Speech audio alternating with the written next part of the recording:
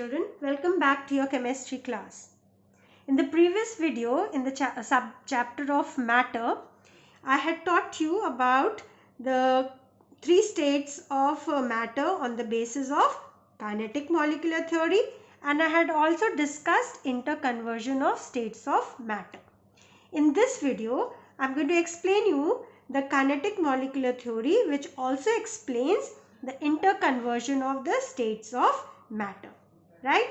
So first point, when I'm going to make you understand the interconversion of states of matter with respect to kinetic molecular theory, let us understand then that when a solid, when a solid is heated,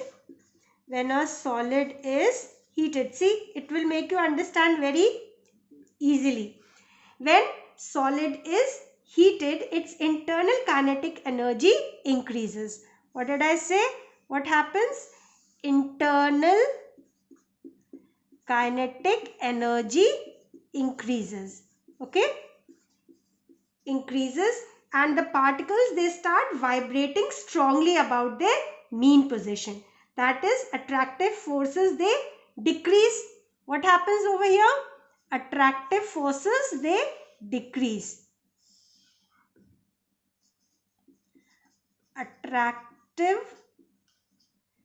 forces decrease. When attractive forces decrease, what happens? The molecules, they start moving faster. They start moving away from each other, right? The molecules, they start moving away from each other. Molecules move away from each other. Clear? And thus they convert into what form? They convert into liquid state. What did I say? Solid, when it is heated, its internal kinetic energy increases and the particles, they start vibrating strongly. Why? Because the attractive forces, they decrease and they immediately convert into liquid state. Thus, the heat that is needed to convert this tightly bound solid to the loosely bound liquid, it is called as latent heat of fusion. What is this called as? Latent heat of fusion. Right? Should I repeat what is latent heat of fusion? The heat that is required to convert this tightly bound solid to this loosely bound liquid, it is called as latent heat of fusion. This first point is clear. Now let us talk about another point. That is, when liquid, when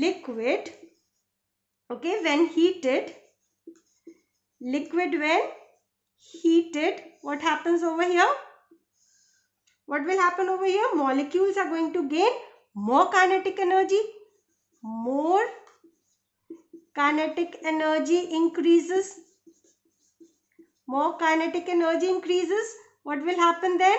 The number of molecules, they will vibrate more faster. Number of molecules start escaping from the surface. They start escaping from the surface. That is, what is this called as? They are reaching their boiling point. And what do they convert into? They convert into vapor or in their gaseous state, right?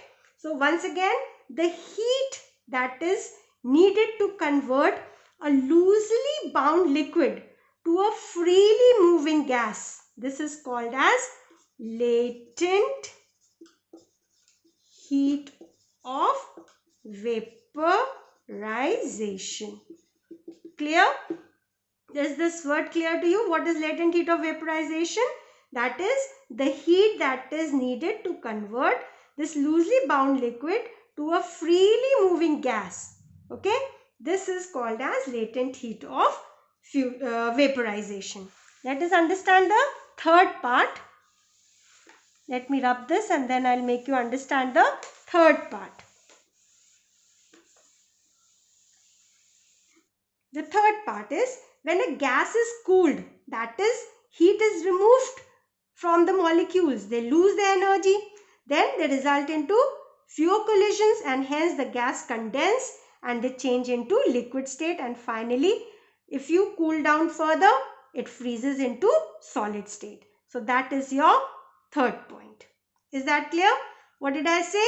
When gases cool, when gas cools, when the gas cools down, what will happen?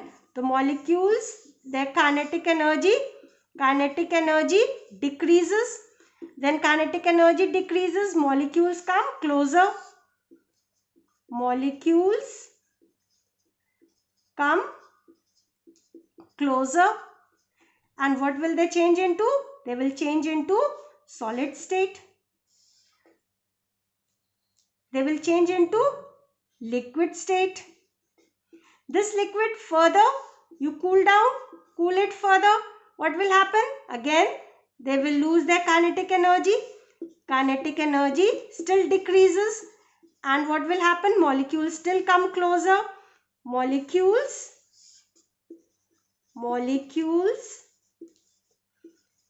come closer, more closer, and then they result into solid state. Okay. So this was happening when the temperature was lowered. Right? Now take an example. If you pour some nail polish remover on your palm, what do you feel? How do you feel? You feel cool. The reason is what? The energy needed for evaporation is taken away from your palm and hence you start feeling cool. So by losing heat, the palm feels cool about it. Cool about it. Okay. Now let us understand the difference between the gas and the vapor.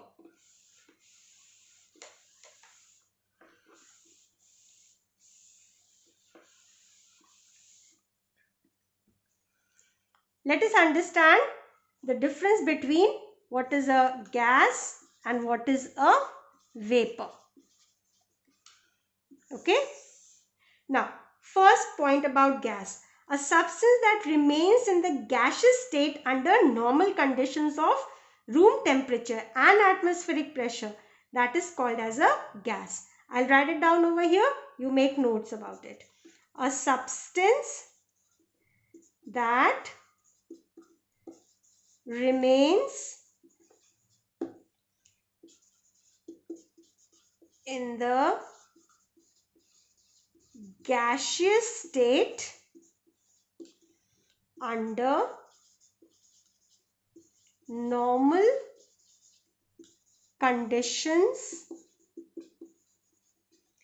of room temperature and atmospheric pressure is called gas. Okay. Then what do we know about vapor? That the vapors are those substances that are solid or liquid under normal conditions of room temperature and pressure, but they change into gaseous state on either heating or some other special conditions under which it turns into vapor state. So a substance that is solid or liquid, right, under normal conditions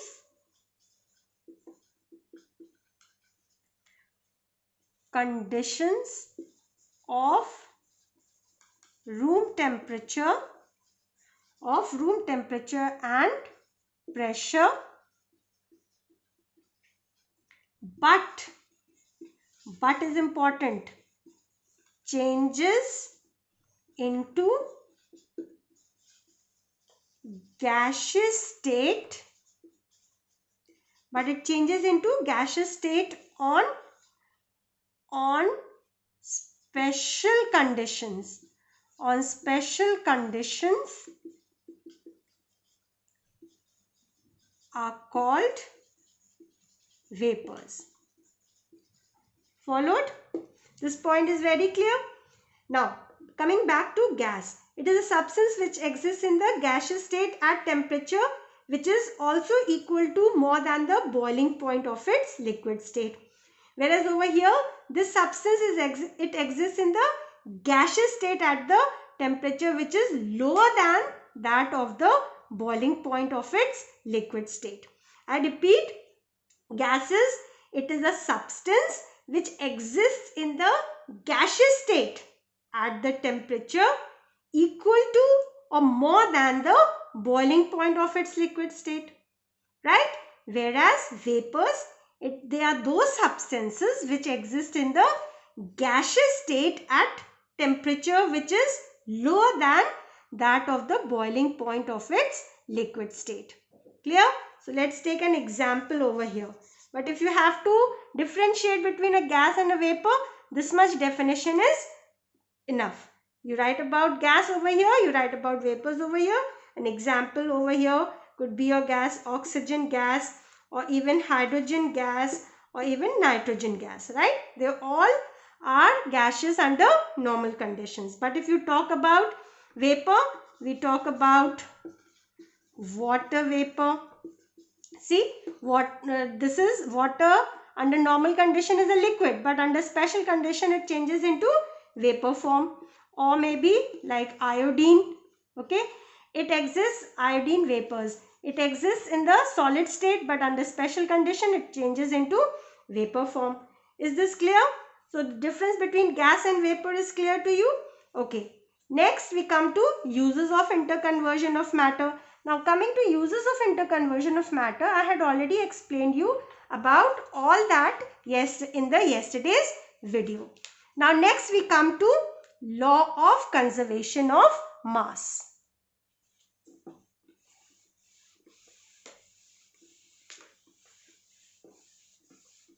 So let us start with law of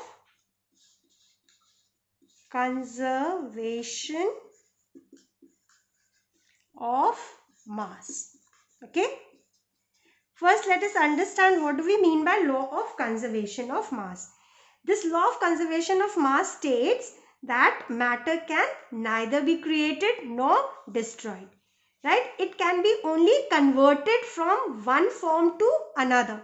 That is, the reactant can get converted to product. Right? But the mass of the reactant and the product always remains the same. Right? Let me give you certain examples based on this. Like say, if I take hydrogen which combines with oxygen will give us water. Okay. Now what is the reactant here? This is a reactant. What is the product? This is the product. Now according to law of conservation of mass, what did I say? That matter can neither be created nor destroyed. That is, the mass of the reactant remains the same as that of the product. So let us see the mass of the reactant. Over here, what do we know? 2 molecules of hydrogen. So what is atomic mass of hydrogen? 1 into how many atoms? 2. Okay. Plus how many atoms of oxygen? 2 into what is the atomic mass of oxygen? 16. So let us calculate all this. This comes out to be 2 ones are 2 plus 16 twos are 32. This total comes out to be your 36. So what is the mass of the reactant comes out? 36 grams. Now let us calculate the mass of the product. 2 times 1 into 2 atoms plus 16. Okay. So 16 plus 2 is 18. 18 twos are 36 grams. Right? That what did we observe over here? That the mass of the reactant is equal to the mass of the product. Thus, this reaction is in accordance with the law of conservation of mass. I hope this is very clear to all of you. Now, I have some questions for you all over here. Don't worry, you don't have to focus on this. This I'm going to send you in your assignment file folder. Okay, from there you can do it in your registers. But here I'm going to explain you some of the questions. Rest all other questions you're going to do on your own in your register. In fact, you have to do all the questions in your registers, right? But you're not going to check the video and then do it. You first understand from the video and then you are going to do all these questions on your own. Followed? So, before that, just let me rub this and then we shall begin.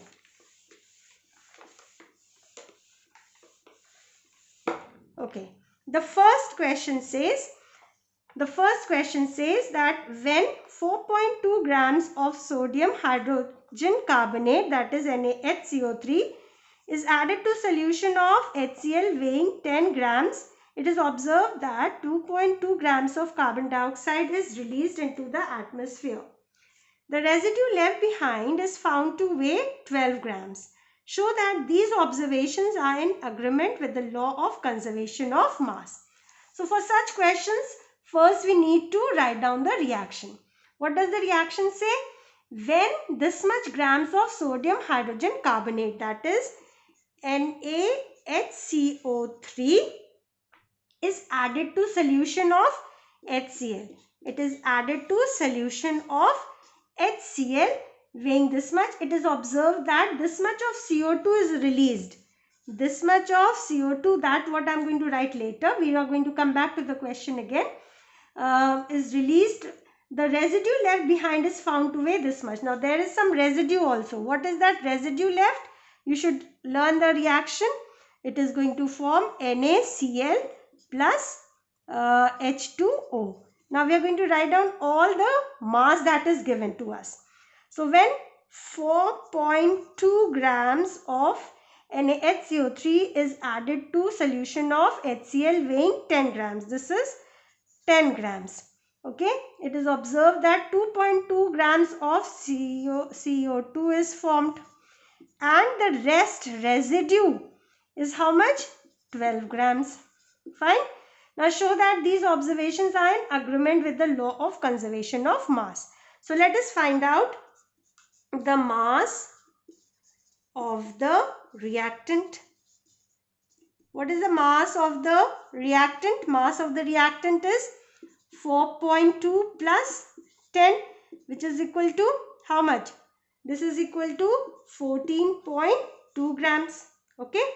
Now let us check mass of the product.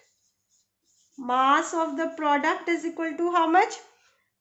2.2 grams are your carbon dioxide, and result other parts, it says residue left is 12 plus 12.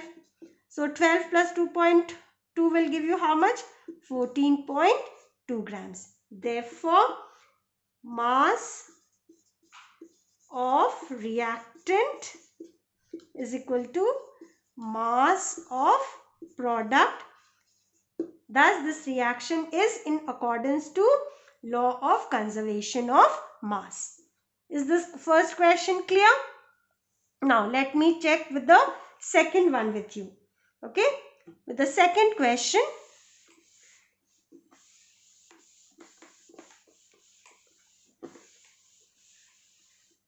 Okay, I'm reading out the second question. What mass of silver nitrate will react with 5.85 grams of sodium chloride to produce 14.35 grams of silver chloride and 8.5 grams of sodium nitrate if the law of conservation of mass is true? Okay, so first we are going to write down the reaction. Now first, how to write down the reaction? What mass of silver nitrate? Silver nitrate, what is the formula? AgNO3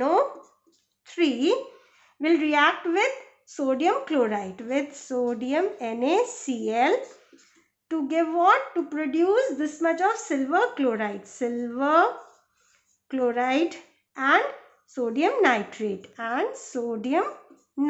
First we write down the reaction. Now we write down the mass that is given to us. So what mass of silver nitrate will react? What mass of silver nitrate? I don't know what mass of silver nitrate will react with 5.85 grams of sodium chloride to produce 14.35 grams of silver chloride. 14.35 grams of silver chloride and 8.5 grams of sodium nitrate. Okay, so now let's do this question and understand what is the mass of the reactant. Mass of the reactant, let this be X.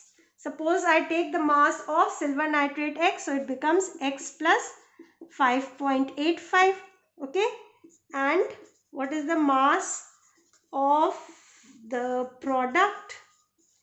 Mass of the product is equal to 14.35 plus 8.5.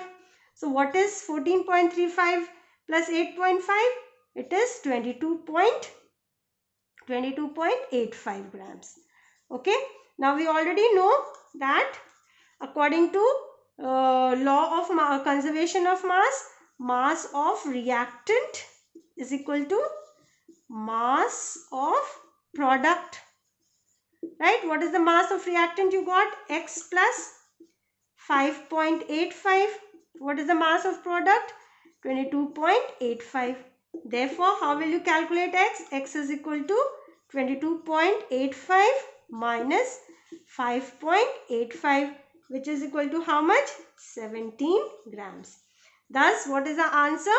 The mass of silver nitrate used is how much? 17 grams. 17 grams. I hope this is very clear.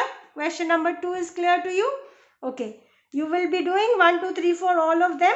And there are around 6 questions. I'll do one more, the last one for you. The 5th one, how it has to be done.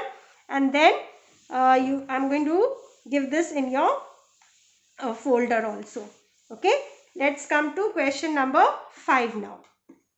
It says, calculate the weight of quicklime formed when 400 grams of calcium carbonate is heated.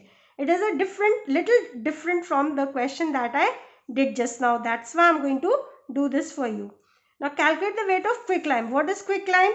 Quicklime is CaCO3. On heating, quicklime gives CaO plus CO2. Right? What does it say? Calculate the weight of quicklime formed when 400 grams of calcium carbonate is heated.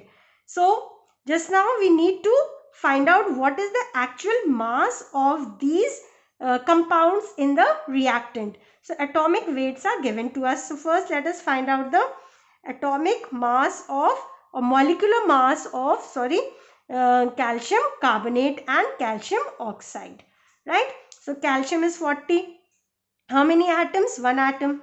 So 40 plus what is carbon? That is 12. And 16 threes are? 16 threes is how much? 48.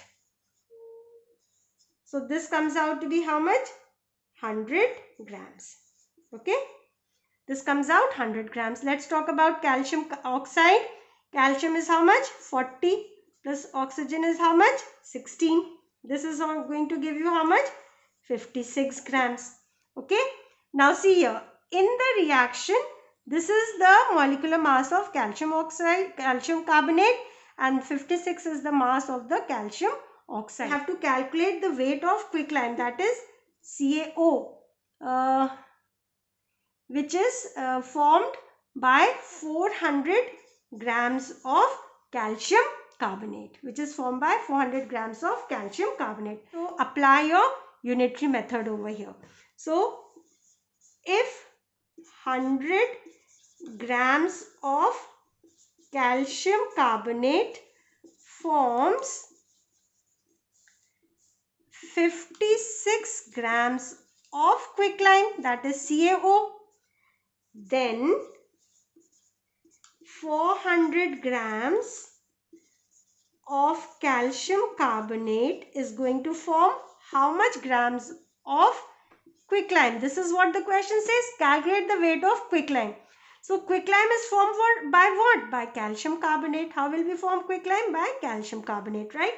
So this is how we are going to form. Now cross multiply. 400 into 56 upon 100. 0 gets cancelled. 56 into 4, how much is it going to give you? 224 grams. Thus answer will be, calculate the weight of quicklime. Weight of quicklime will be equal to 224 grams. 224 grams. I hope this chapter is clear. With this we end up with this chapter. Thank you.